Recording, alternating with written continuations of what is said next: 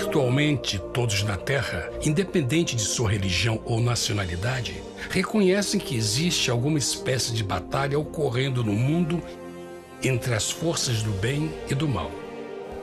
Uma luta colossal entre a luz e as trevas, a verdade e o erro, a opressão e a liberdade, o bom e o mal, e finalmente, a vida e a morte. Qual é a história por trás deste evidente paradoxo? Muitas religiões, assim como a Bíblia, ensinam que além deste véu tridimensional do mundo físico que vemos, existe outro mundo espiritual que não podemos ver. Nesta realidade invisível ao nosso redor, se desencadeia uma batalha titânica entre o herói supremo e justo contra o vilão mais cruel e maligno. A grande pergunta é: quem são esses personagens e como e onde começou esta crise cósmica? Este é o maior mistério de todas as épocas e a história mais fascinante e verdadeira que jamais tem sido contada. Esta crise envolve cada pessoa sobre a Terra. Sim, cada pessoa.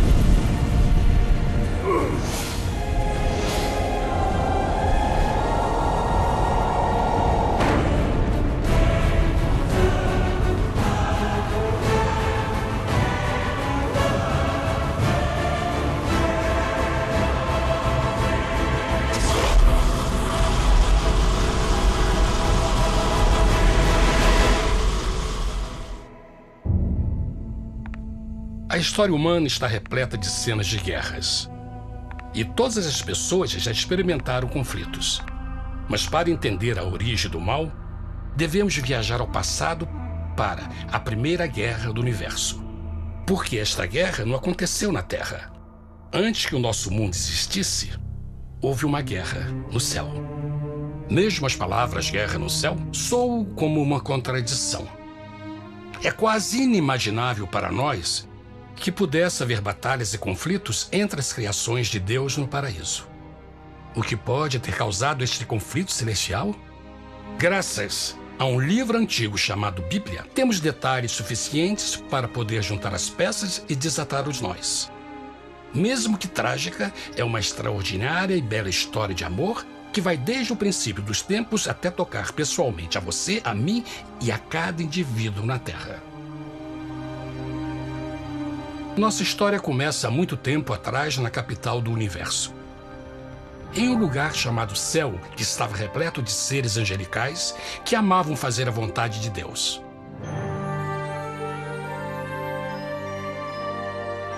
Sob o justo e amoroso governo do Criador, todo o céu desfrutava uma existência de felicidade e perfeita paz.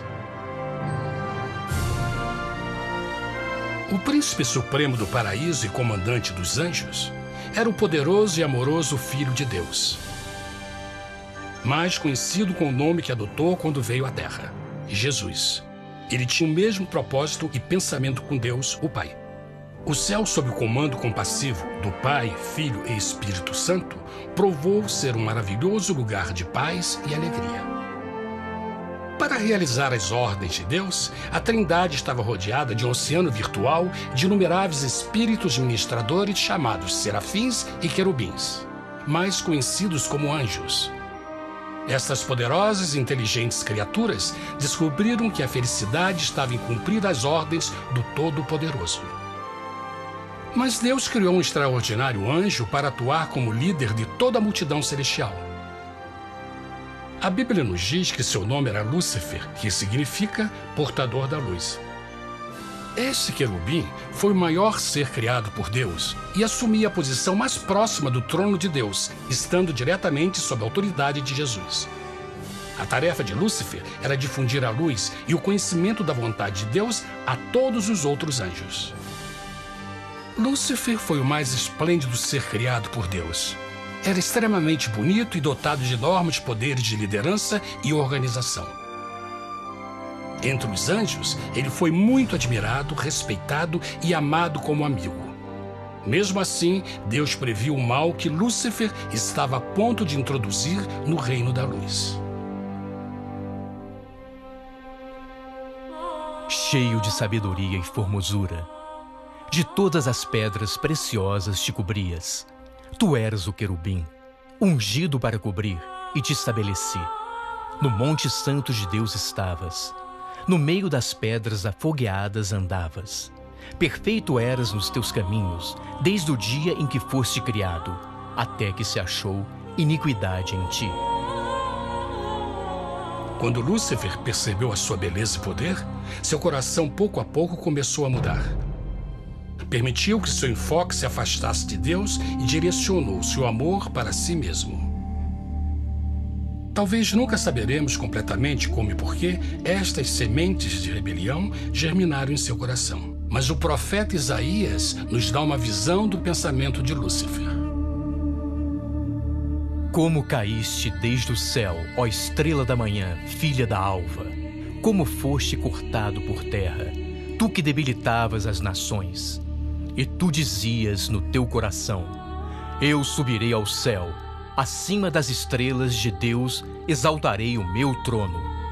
Subirei sobre as alturas das nuvens e serei semelhante ao Altíssimo. Lúcifer, aos poucos, começou a cobiçar o poder de Deus, mas não sua personalidade. Ao pensar em suas próprias habilidades e belezas extraordinárias, os perversos tentáculos do orgulho e vaidade congelaram sua mente. Este ressentimento e inveja fizeram com que ele violasse a lei sagrada de Deus e se rebelasse contra seu governo. Precisamos fazer uma pausa e esclarecer algo. Desde o princípio, Deus ordenou que as leis da física governassem o mundo material em que vivemos. Sem essas leis naturais, o universo seria um caos. Do mesmo modo, as leis morais de Deus sempre têm dado segurança e estabilidade ao cosmos. Alguns pensam que os 10 mandamentos não existiram, até que o Senhor os entregou a Moisés no Monte Sinai. Mas as Escrituras nos ensinam que os princípios das leis de Deus sempre existiram por toda a eternidade, pois são a base fundamental de seu reino de amor. Seguros todos os seus mandamentos, permanecem firmes para todo sempre e são feitos em verdade e retidão. Os 10 mandamentos são um resumo das características de um Deus de amor. Os primeiros 4 mandamentos descrevem quem é Deus, seu poder, seu território e autoridade. Os últimos 6 descrevem como é Deus, sua honestidade, sua pureza, sua fé. Todas estas coisas sempre foram verdade e sempre serão verdade. Agora, pela primeira vez na história da eternidade, Lúcifer começou a violar estes princípios perfeitos. Lúcifer sabia que, se fosse compartilhar o poder e status de Deus, necessitaria de apoio. E deu início ao trabalho. Começou sorrateiramente a circular entre os outros anjos, plantando sementes de dúvida e descontentamento a respeito da liderança de Deus, ao mesmo tempo em que, sutilmente, revelava suas próprias virtudes. Ele insinuou que Deus abusava de seu poder divino e suas leis restringiam a verdadeira liberdade e felicidade de suas criaturas. Com seu raciocínio audaz e poder de influência, Lúcifer pôde persuadir a um grande número de anjos a se unirem para seu motim. Talvez se perguntem, como tantos anjos inteligentes puderam seguir esse desertor? Bom, lembrem que até esse ponto nenhum anjo tinha escutado uma mentira. E nesse primeiro estágio da rebelião, os anjos não perceberam a obsessão de Lúcifer em assumir a posição de Deus. Não sabiam que finalmente ele planejaria a tortura e o assassinato do Filho de Deus na cruz com a intenção de ocupar o seu trono. Estranhamente, Lúcifer pensou que poderia ocultar seus verdadeiros propósitos de Deus. Ai dos que querem esconder profundamente o seu propósito do Senhor e fazem as suas obras às escuras e dizem: quem nos vê e quem nos conhece? Não pense nem por um momento que a rebelião de Lúcifer surpreendeu Deus e o pegou desprevenido. O Senhor sabe de todas as coisas e os pensamentos de suas criaturas. Ele entendia exatamente o que estava se passando pela mente de Lúcifer. E piedosamente Deus advertiu o desgarrado anjo do perigo. Mas no final, o orgulho e a vaidade não permitiram que Lúcifer se arrependesse. Então, iniciou a rebelião total contra Deus em vez da humilde obediência. Alguns podem perguntar: isso significa que Deus criou um anjo defeituoso? Não, mas ele criou Lúcifer com livre-arbítrio. Verão que o livre-arbítrio é uma coisa maravilhosa, mas também muito perigosa, incluindo o risco de uma rebelião e a possibilidade de que o amor de Deus seja rejeitado. Vejam que o amor real não pode vir de uma criatura pré-programada e não pode ser forçado, deve ser voluntariamente dado. Por exemplo, mesmo que seja bonito este cachorro robô, na verdade, nunca poderá amar-me. Posso fazer que pareça que me ame, mas só estará seguindo instruções pré-programadas. Não tem opção. Por outro lado, este pequenino está realmente feliz em ver-me. Ele decidiu dar-me seu afeto. E com o tempo, nossa relação se fará mais forte, enquanto eu ame e cuide bem dele. Do mesmo modo, um Deus de amor só quer amor verdadeiro de suas criaturas. E para que isso aconteça, elas precisam ter o livre-arbítrio. A rebelião de Lúcifer é a maior evidência de que ele tinha esta liberdade. Agora, a grande pergunta é: como Deus enfrentaria esta crise? Como lidaria com Lúcifer e com os milhões de anjos que se uniram nessa rebelião? Muitos questionam: por que Deus não acabou imediatamente com a rebelião? Afinal, ele poderia facilmente vaporizar Lúcifer com um raio. Mas isto teria solucionado o problema? Não, pelo contrário. Isso só teria intensificado as dúvidas e suspeitas que Lúcifer havia plantado na mente dos anjos. Lembrem que Lúcifer sabia, como ninguém mais, da engrenagem interna do governo de Deus. Sua destruição seria vista como parte de uma grande armação, e a razão que motivou servir Deus teria sido o medo da represália e não o amor. O Senhor sabia, na sua sabedoria, que a melhor forma de enfrentar a crise era permitindo que tudo seguisse o seu curso. Esta seria a única forma de se assegurar que o mal não se ergueria outra vez. Deixai crescer ambos juntos até a ceifa. E por ocasião da ceifa, direi aos ceifeiros: colhei primeiro o joio e atai-o em molhos para o queimar, mas o trigo ajuntai-o no meu celeiro. Na parábola do joio e do trigo, Jesus descreve que um tempo de crescimento é necessário para que uma planta revele sua verdadeira natureza. No seu entendimento infinito, Deus sabia que com o tempo, o caráter real de Lúcifer seria exposto e que os amargos frutos de sua rebelião seriam vistos. Até agora, os cidadãos do universo não estavam familiarizados com o pecado e até onde os levaria. Mas isso mudaria quando eles vissem por si mesmos sua terrível natureza autodestrutiva. Afinal, a sabedoria e o amor do governo de Deus seria para sempre confirmado e o universo estaria seguro. Quando Lúcifer e seus seguidores revelaram abertamente sua rebelião, o Senhor soube que não haveria paz se permitisse que eles ficassem no céu. Deveria impor um limite, entrar em ação e enfrentar os rebeldes.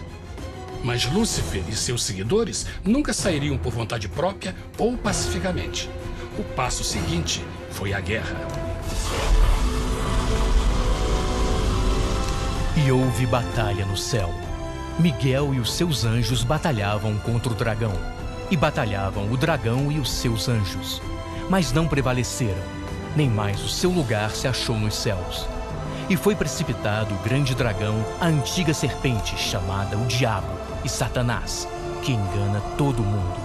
Ele foi precipitado na terra, e os seus anjos foram lançados com ele. A Bíblia não revela exatamente que tipo de armas foram usadas durante este conflito cósmico. Mas esta guerra foi como nenhuma guerra que os olhos mortais já viram. Apocalipse 12:4 nos diz que finalmente Lúcifer e 1/3 dos anjos de Deus foram expulsos do paraíso.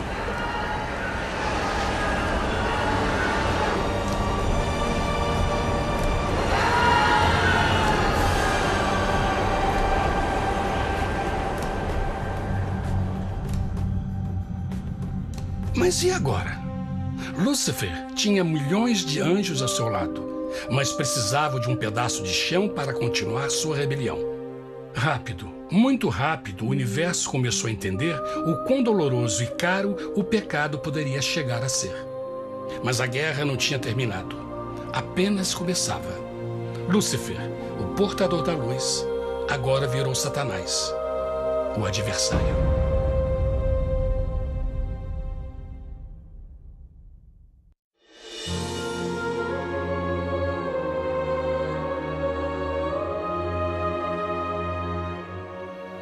Depois da guerra no céu, Satanás e seus anjos caídos foram expulsos da corte de glória. Por um tempo, o diabo e seus demônios vagaram pelo universo buscando inutilmente mundos que se compadeceram e se uniram à sua rebelião. Enquanto isto, o coração de Deus sentia intensamente o vazio que deixou a perda de Lúcifer e seus anjos. Então o Pai, o Filho e o Espírito Santo retomaram o seu trabalho favorito, o maravilhoso trabalho da criação. Decidiram fazer um mundo novo, pleno, com muita variedade e diversas criaturas de amor. Este novo mundo seria único, porque as criaturas principais seriam feitas à imagem de Deus. Para eles, o Senhor também daria o domínio deste planeta novo, que conhecemos como Terra. No princípio, Deus criou a terra. E viu Deus tudo quanto tinha feito, e eis que era muito bom. Que imagem maravilhosa! Deus forma um novo mundo, nosso planeta, Terra. E em cada maravilhoso dia da criação, algo novo e espetacular começa a fazer parte da cena. Por exemplo, no terceiro dia, Deus falou e uma linda e exuberante vegetação fez parte da existência. Plantas de todas as cores, formas e tamanhos.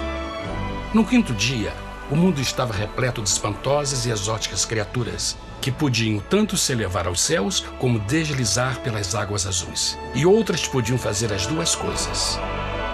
No sexto dia, houve a introdução de um grande número de animais terrestres. Desde o gigante elefante até o pequeno esquilo, cada um encontrou um lugar nesse novo planeta para viver em harmonia com o resto da criação. E também no sexto dia, Deus criou o homem. E disse Deus: façamos o homem à nossa imagem conforme a nossa semelhança. E formou o Senhor Deus o homem do pó da terra, e soprou em suas narinas o fôlego da vida, e o homem foi feito alma vivente. E plantou o Senhor Deus um jardim no Éden, do lado oriental, e pôs ali o homem que tinha formado.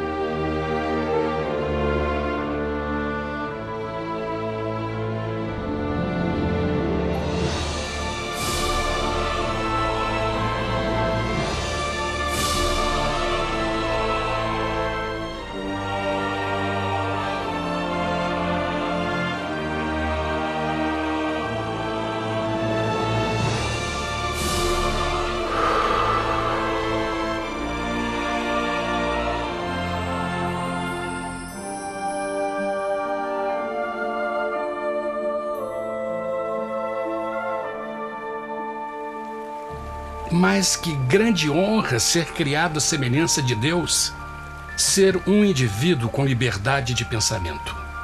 No princípio, o homem não percebia a sua nudez.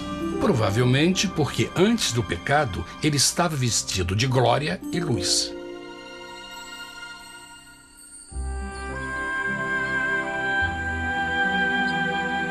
Deus também criou a companheira perfeita para Adão, sua bela esposa Eva.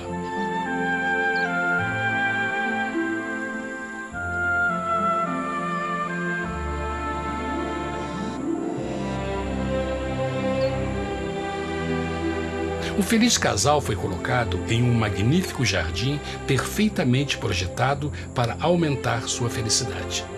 Para Adão e Eva e as outras criaturas da terra, também foi dado o privilégio divino de procriar a sua própria imagem. A intenção de Deus foi que a raça humana tivesse domínio sobre este paraíso perfeito para sempre.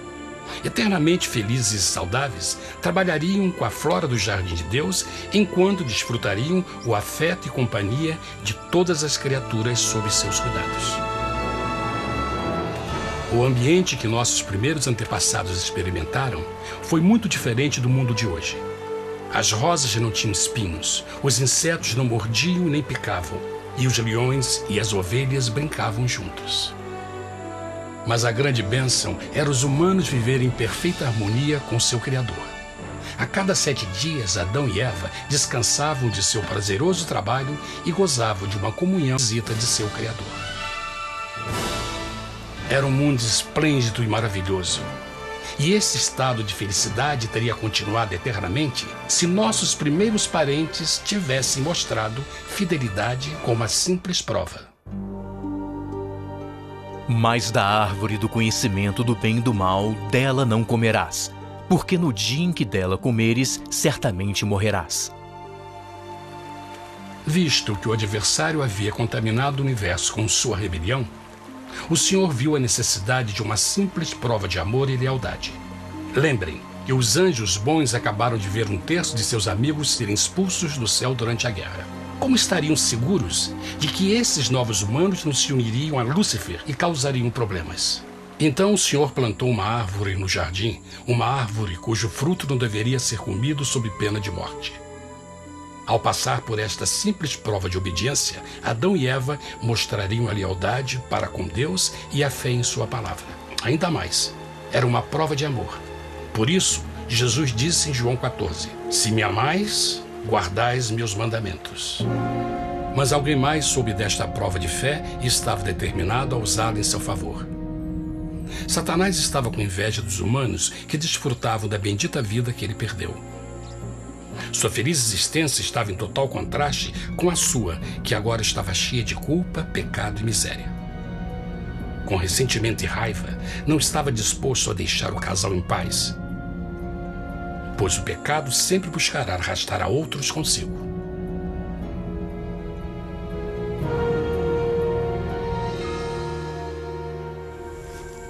Então um dia, quando Eva estava concentrada em seu agradável trabalho, se viu sozinha e muito perto da árvore proibida.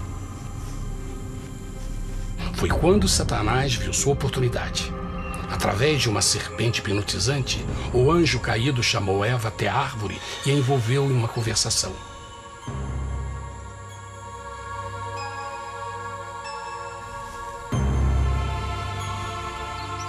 Suas palavras encantadoras foram cuidadosamente calculadas para gerar desconfiança a Deus.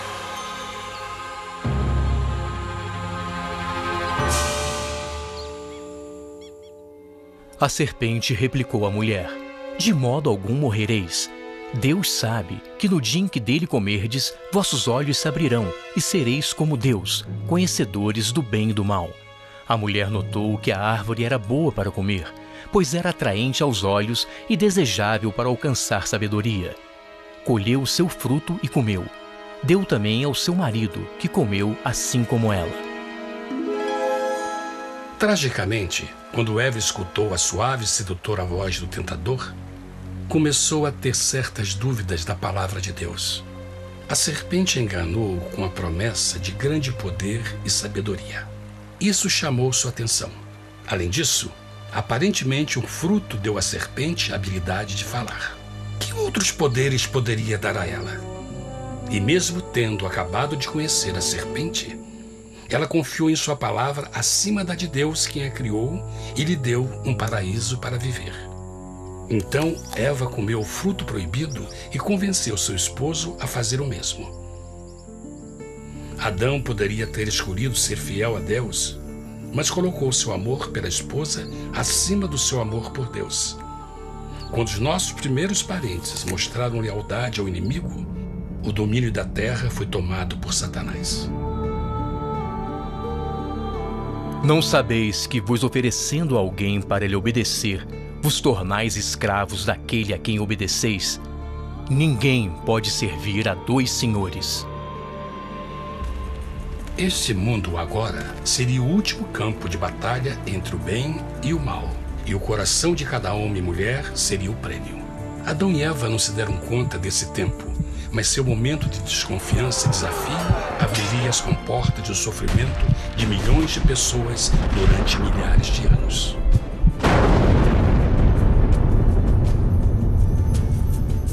Portanto, como o pecado entrou no mundo por um homem, e por ele a morte, e assim a morte transmitiu-se a todos os homens naquele em quem todos pecaram. Nossos primeiros parentes logo enfrentaram o terrível resultado de seu pecado. Em estado santo, Adão e Eva resplandeciam com túnicas de glória. Depois de pecarem, suas túnicas naturais de luz se desfizeram e eles ficaram mortificados com a sensação de sua nudez. Vergonha e temor tomaram lugar de sua alegria e paz e trataram de cobrir sua nudez com folhas. Agora eles se encontravam sob constante influência do diabo. Ao ceder à tentação, debilitaram sua natureza. E Satanás ganhou poder sobre a humanidade. As pessoas não podiam resistir às tentações do diabo com sua própria força. Por último, e o mais aterrador, se encontravam vivendo sob a pena de morte iminente. Deus havia advertido que a desobediência traria a morte. Já tinha experimentado a morte espiritual.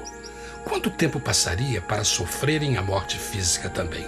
Nesse ponto, seu futuro não tinha nada mais que escuridão e desespero. Tendo expulsado o homem, colocou diante do jardim do Éden os querubins com o cintilar da espada flamejante, para guardar o caminho da árvore da vida. Como o pecado provocou a expulsão dos anjos caídos de seu lar celestial, agora pela desobediência, Adão e Eva foram tirados de seu jardim, seu lar no paraíso. Tudo à sua volta estava mudando rapidamente, e a humanidade se encontrou suscetível às dores, doenças e finalmente à morte. Até os animais e plantas estavam infectados pela terrível maldição. Os espinhos e cardos agora pareciam árvores e flores, e os animais que antes eram gentis começaram a se matar e a devorar uns aos outros. O pior resultado foi que o pecado separou a humanidade de Deus. Mas vossas iniquidades cavaram um abismo entre vós e vosso Deus. São vossos pecados que ocultaram de vós sua face, para não vos escutar. Na criação, foram dados a Adão e Eva a honra de falar com os anjos, e até com o Filho de Deus cara a cara. Mas Deus é tão puro e santo que nenhum mal pode existir na sua presença. Agora que os primeiros humanos tinham pecado, Deus afastou sua santa presença deles para a sua própria proteção. O pecado tinha queimado uma parte da alma do homem que já não podia ver a dimensão espiritual. Deste momento em diante, a comunicação com o céu seria limitada. Mesmo com todas estas maldições caindo sobre Adão e Eva, o coração do Senhor se encheu de compaixão. A lei que haviam violado não poderia ser alterada para salvá-los, pois é tão sagrada e imutável como Deus mesmo. O Senhor sabia que havia só uma maneira na qual o homem podia se redimir. Então um plano foi revelado, nascido do fundo do coração de Deus. Um plano para salvar o homem de seu encontro com a morte eterna e restaurar tudo que estava perdido com o pecado. Seria de grande intensidade, alcance e poder, mas seria um plano que também implicaria num enorme sacrifício. O amor de Deus para conosco se manifestou por ter enviado ao mundo seu Filho unigênito, a fim de vivermos por ele.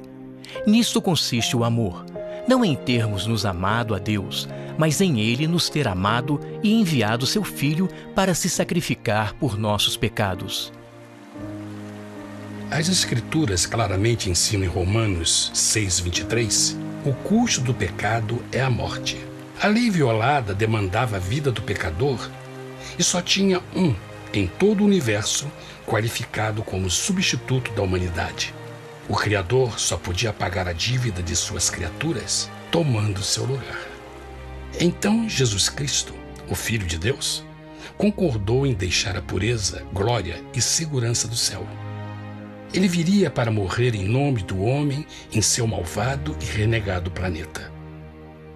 Ele nasceria como um inocente e indefeso bebê, suportaria uma vida de dor e vergonha e, mesmo assim, viveria uma perfeita e vitoriosa vida. Finalmente, ele teria uma morte humilhante para poder ser o substituto da humanidade caída. Por seu sacrifício, a humanidade incrivelmente receberia uma nova oportunidade de ter a vida eterna.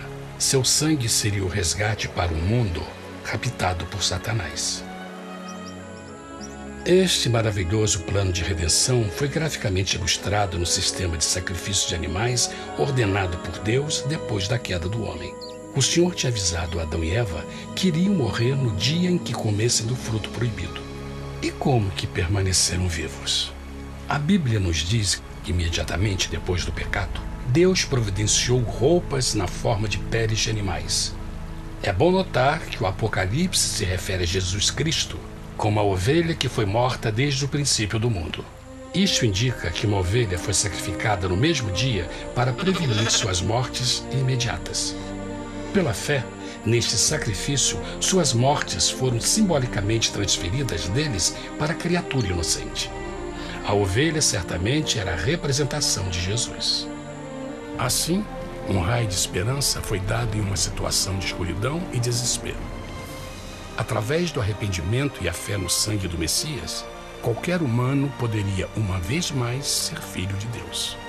Mas mesmo com este grande plano para a humanidade, Satanás ainda tinha o domínio da terra. E a vida na terra não estava fácil.